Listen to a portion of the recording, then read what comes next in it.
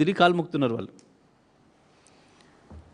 కానీ 20,000 నోటిఫికేషన్లు వేసి 60,000 నింపిన.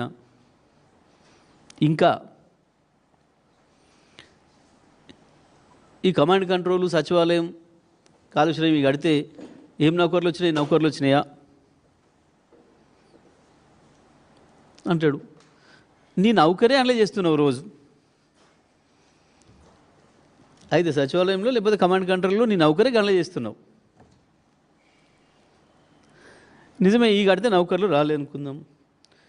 మరి నువ్వు ఇచ్చిన 20,000 నోటిఫికేషన్లలో 60,000 ఉద్యోగాలు ఏం కడితే వచ్చినాయి?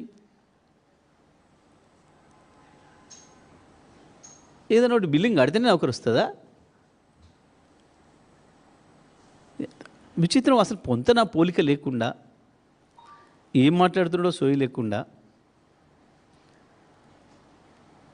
మళ్ళీ అదే పాడింది పాడరా అదే పాత పాట. ఈయనేం చేయలేదు, మా తాత చేసిండు, మా చంద్రబాబు నాయుడు, మా రాజశేఖర రెడ్డి అంటాడు. ఇది ఆశ్చర్యం. ఎవరన్నా అంటే ఒకటి చంద్రబాబు నాయుడు మా చంద్రబాబు అంటారు, రాజశేఖర రెడ్డిని వ్యతిరేకిస్తారు. లేదా రాజశేఖర రెడ్డిని ఇష్టపడ్డోళ్ళు మా రాజశేఖర రెడ్డి అంటారు, చంద్రబాబుని వ్యతిరేకిస్తారు. కానీ మా చంద్రబాబు నాయుడు మా రాజశేఖర రెడ్డి అంటూ ఒక్కనే చూస్తున్నాం ప్రపంచంలో మనం. ఈ సృష్టిలకు ఆశ్చర్యం కనిపిస్తూ ఉంది. ఇక నిర్ణయాలు ఈ ఎలక్షన్ల కొరకు మా పీజీఆర్, మీ పీజీఆర్ను చంపిందే కాంగ్రెస్ పార్టీ. పీజీఆర్ని చంపిందే కాంగ్రెస్ పార్టీ. వాస్తవానికి పీజీఆర్ ఇప్పటిదాకా బతికుండాల్సినాడు. పీజీఆర్ని చంపింది కాంగ్రెస్ పార్టీ అయితే పీజీఆర్ కుటుంబానికి రాజకీయాలలో స్థానం లేకుండా చేసింది నువ్వు. ఇంత ప్రేమ నువ్వు ఎందుకు సీట్ ఇయ్యలే? మరి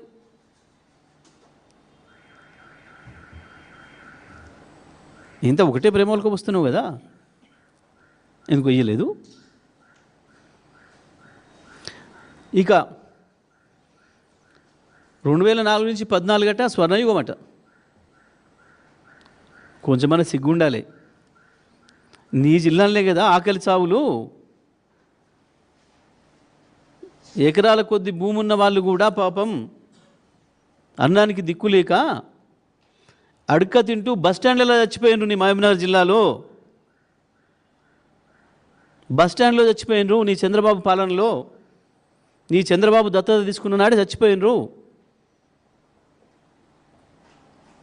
మహబూబ్నగర్ జిల్లా నాశనం కావడానికి ఎవరైతారు కారణం? నువ్వు పొగుడుతున్న వాళ్ళే కదా ఈ రాష్ట్రాన్ని వెళ్ళింది. వాళ్ళ పాలన నీకు నచ్చింది.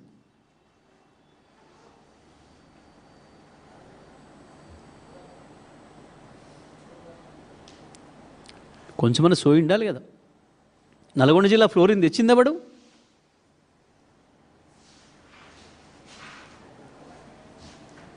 ఆదిలాబాద్, కరీంనగర్, నిజామాబాద్ జిల్లాల నుంచి వేలాది లక్షలాది మంది పోయి దుబాయ్ ఇతర ప్రాంతాలకు పోయి వలస బతుకుతూ హింస పడుతున్నది. ఇది ఎవరి పాలనలో? నీ పాలనే కదా, నీ పార్టీల పాలనే కదా.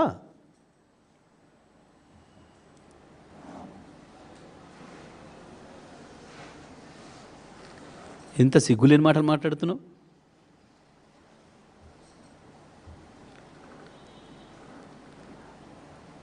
కేసీఆర్ వచ్చి ఏం చేయలేదు. కేసీఆర్ వచ్చినాకనంటే బలు పెట్టలేదు. లెక్క రాసుకొని అధికారులను అడిగి తెలుసుకో. భారతదేశంలో 1000 పైగా గురుకుల పాఠశాలలు ఉన్న ఏకైక రాష్ట్రం తెలంగాణ. మనకంటే 3 రెట్ల ఎక్కువ జనాభా ఉన్న రాష్ట్రాలలో కూడా లేవు. దళితులు, గిరిజనులు, మైనారిటీలు, వెనుకబడిన వర్గాల పిల్లల్ని కార్పొరేట్ స్థాయి విద్యతో పోటీపడి చదువును అందించింది కేవలం కేసీఆర్ కాలంలోనే తెలంగాణలో.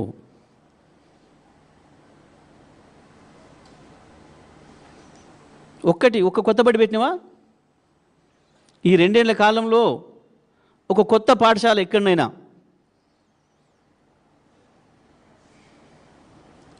ప్రారంభించినవా?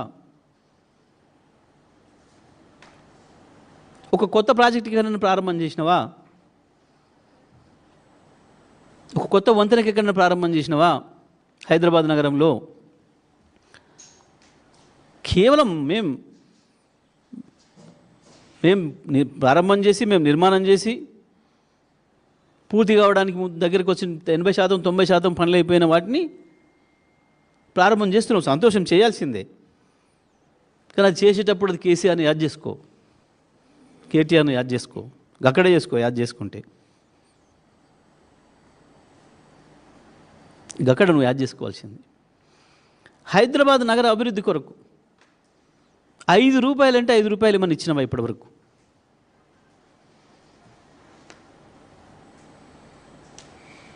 హైదరాబాద్ బ్రాండ్ ఇమేజ్ను ఎవరు నీ తాతలు పెంచినారు.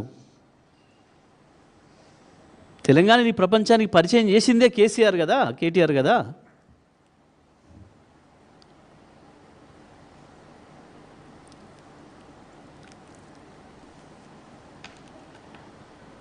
నిజమే, తప్పకుండా నీ కేసీఆర్ 10 ఏళ్ల పాలనకి నీ 2 ఏళ్ల పాలనకే రెఫరెండం అని చెప్పాల్సింది నువ్వు ఒక్క సభలో. నన్ను కేటీఆర్ చెప్తున్నాడు, మా అభివృద్ధిని చూడండి, వాళ్ళ అభివృద్ధిని చూడండి, ఎవరు నచ్చితే వాళ్ళకి వేయండి అని చెప్తున్నాడు. నీకెందుకో దమ్ము లేదు, ధైర్యం లేదు ఆ మాట మాట్లాడడానికి.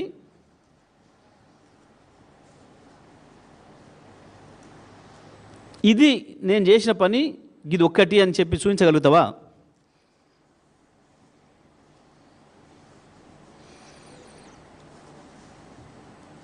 కేటీఆర్ చేసిన పనులు, కేసీఆర్ చేసిన పనులు ఇట్లా ఇట్లా ఇట్లా చెప్పుకుంటూ పోతున్నారు ప్రజలు.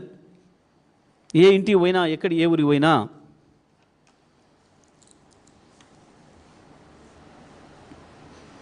ఇంకా బుద్ధి లేకుండా 24 గంటల కరెంట్ ఇచ్చినట్టు వీళ్ళు హైదరాబాద్కు అందుకనే బ్రాండ్ ఇమేజ్ పెరిగిందంట.